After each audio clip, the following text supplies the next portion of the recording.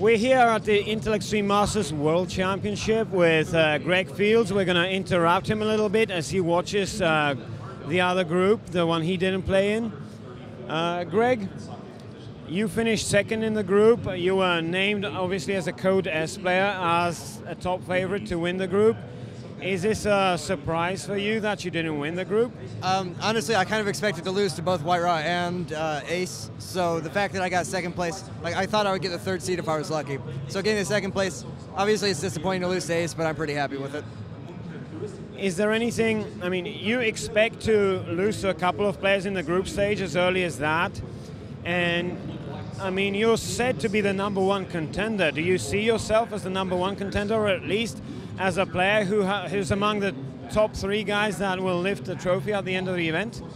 Well, like I said, I'm not feeling very confident versus Protoss right now. That aside, I would consider myself the best, but I'm not very confident versus Ace right now. I did think I would lose to Squirtle as well, but after seeing him play here today, he's not as good as I thought he was. So right now, I think it's between me and Ace for the tournament favorites.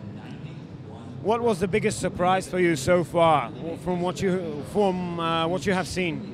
Squirtle's first 2 games, or first 2 matches, definitely. He lost to both Moon and Moonglade, and really, he just made bad decisions, and he picked really risky builds, and I felt he was probably the better player going in, but he just hasn't looked very good at all. There has been lots of discussion about the Korean players invited to this tournament. Obviously, we were not able to get any Code S players because of the schedule conflict, but what do you think about these guys? How do you rate them, and how do they stack up against other Koreans in Code S? I think Ace is probably capable of Code S. Squirtle's PvT and PvP are probably capable of Code S. Moon is a mid-tier Code A player, I think. But it's pretty hard to judge, honestly, because there's a lot of players in Code A who could be in Code S, and still players in Code S who don't really deserve to be there or taking up spots. So in a couple of seasons, we'll really know for sure. But they're solid players, but they're not the very best. So what does it say about the level of Korea versus the level of the foreigners if a Code A player basically 10-0s the whole group?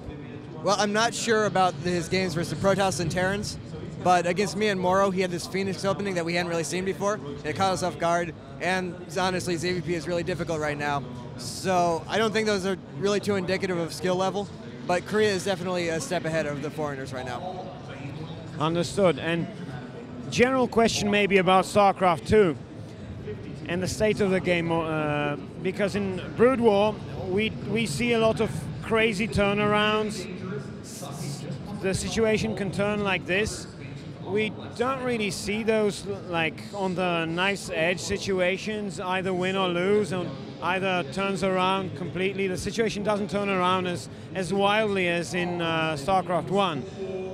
Would you agree with this view, and why would that be? Yeah, it's largely because of the maps. Right now, most of the maps are so small, like Steps of War, if you lose one battle, the remaining army is in your natural immediately. There's no room for a comeback. But if you look at the more recent GSL games with the bigger maps, the more spread out maps, you're getting a lot more back and forth play, people fighting over expansions. You lose an expansion, you counterattack, and then you're still in the game.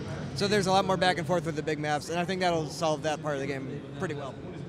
And you've recently decided to leave Korea, go back to America. Could you shed a little bit of light as to why you did that? It's mainly just all the growth in the foreign scene. There's so many big tournaments coming up, all the ESL events. DreamHack just expanded its prize pool. MLG did as well. NASL was announced, it's huge. FXO is apparently doing something big in Malaysia I didn't even know about.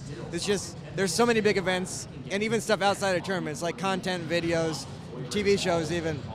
Just, there's so much happening that I wanted to be a part of. And Korea's great. GSL is the highest level for now, but it's just the one tournament, and honestly, it gets kind of old at points. Well, it could be seen, if I were malicious, I could say, for instance, that, hey, IdrA is going for the easy money in the easier tournaments, whereas while forgetting, the ambition to win a tournament where it counts most, kind of.